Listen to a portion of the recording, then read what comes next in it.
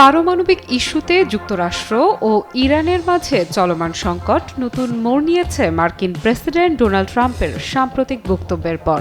পারমাণবিক কর্মসূচি বন্ধ করো নইলে যুদ্ধ, সরাসরি এই হুঁশিয়ারির মাধ্যমে তিনি ইরানকে আবারও একটি জিরো টলারেন্স বার্তা দিয়েছেন। এই বার্তা কেবল রাজনৈতিক নয়, কৌশলগতও বটে, যার মূলে রয়েছে বিশ্বব্যাপী নিরাপত্তা, মধ্যপ্রাচ্যের ভূ রাজনৈতিক ভারসাম্য এবং যুক্তরাষ্ট্রের প্রভাব বিস্তারের কৌশল। ট্রাম্প প্রশাসনের কূটনৈতিক রূপরেখা মূলত এক ধরনের চাপের কূটনীতির ওপর ভিত্তি করে গড়ে উঠেছে। এই কৌশলের মূল উপজীব্য হল কূটনৈতিক আলোচনার জানালা খোলা রাখা হলেও সম্ভাব্য প্রতিপক্ষকে শক্তি প্রদর্শনের মাধ্যমে প্রভাবিত করা।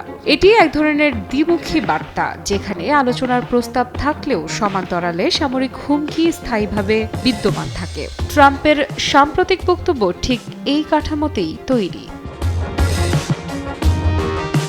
ট্রাম্প যখন বলেন চুক্তি স্পষ্ট হতে হবে, ইরান কোনোভাবেই পারমাণবিক অস্ত্র রাখতে পারবে না, এটিই চূড়ান্ত, তখন তিনি আসলে একতরফাভাবে আলোচনার গণ্ডি নির্ধারণ করে দিচ্ছেন। এর ফলে সম্ভাব্য সমঝোতার জায়গাগুলো সংকীর্ণ হয়ে পড়ে এবং কূটনীতির সুযোগ কমে আসে। যুক্তরাষ্ট্র ও ইরানের মধ্যকার পরোক্ষ আলোচনা ওমানে ইতিবাচক পরিবেশে শুরু হলেও ট্রাম্পের বক্তব্য স্পষ্টভাবে সেই প্রক্রিয়াকে চাপের মুখে ফেলে দিয়েছে।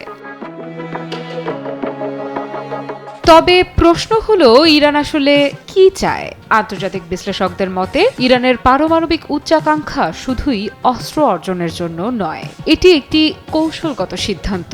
একদিকে এটি দেশীয় রাজনীতিতে জাতীয় গর্ব হিসেবে কাজ করে, অন্যদিকে পশ্চিমা বিশ্বের সঙ্গে আলোচনায় ইরান একটি শক্তিশালী অবস্থান বজায় রাখতে চায়। এমন প্রেক্ষাপটে ট্রাম্পের হুমকি ইরানের অভ্যন্তরীণ রাজনৈতিক বলয়ের আরও জটিল প্রতিক্রিয়া সৃষ্টি করতে পারে, যেখানে কট্টরপন্থীদের অবস্থান জোরালো হয়ে উঠবে। সঠিক প্যাড আর সঠিক তথ্য দিয়ে কেশু সামলে নিব এক হয়ে। Mona Lisa sanitary napkin. ইরান যদি সত্যিই পারমাণবিক অস্ত্র তৈরির কাছাকাছি পৌঁছে থাকে, তাহলে যুক্তরাষ্ট্রের কূটনৈতিক বিকল্প দ্রুত সংকুচিত হয়ে আসছে। অন্যদিকে সামরিক হামলা চালালে মধ্যপ্রাচ্যে একটি বৃহৎ সংঘাতের সম্ভাবনা বাড়বে, যার প্রতিক্রিয়া হবে বহুমুখী। হরমুজ প্রণালীর নিরাপত্তা হুমকির মুখে পড়বে, যা বিশ্ববাজারে জ্বালানির দামে তীব্র অস্থিরতা সৃষ্টি করতে পারে। তবে এখানে মার্কিন পররাষ্ট্রনীতির একটি গভীর দ্বিধা ফুটে ওঠে। একদিকে আছে সামরিক শক্তির নির্ভরতা, অন্যদিকে বিশ্বব্যাপী শান্তি ও স্থিতিশীলতার রক্ষাকর্তা হওয়ার দাবি।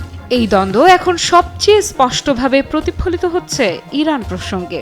যদি কূটনৈতিক সমাধান ব্যর্থ হয় এবং ট্রাম্পের হুমকি বাস্তবে রূপ নেয়, তাহলে যুক্তরাষ্ট্র আবারও একটি দীর্ঘস্থায়ী যুদ্ধ পরিস্থিতির দিকে ধাবিত হতে পারে, যা শুধুমাত্র মধ্যপ্রাচ্য নয়, গোটা বিশ্ব রাজনীতিকে কাঁপিয়ে দিতে পারে। সবশেষে বলা যায়, বর্তমান পরিস্থিতিতে ট্রাম্পের বার্তা যেমন একদিকে একটি কৌশলগত চাপের উপকরণ, অন্যদিকে এটি অস্থির বিশ্ব রাজনীতির প্রতীকও বটে। ইরানের পারমাণবিক উচ্চাকাঙ্ক্ষা একটি বাস্তবতা, তবে তার মোকাবেলা কিভাবে হবে সেটি এখন বিশ্ব শক্তিগুলোর মূল প্রশ্ন। যুদ্ধ নাকি শান্তিপূর্ণ সমঝোতা, এই দ্বন্দ্বের মধ্যেই গড়ে উঠবে ভবিষ্যতের ইতিহাস। আফরিদা ইফরাত, নিউজ 24।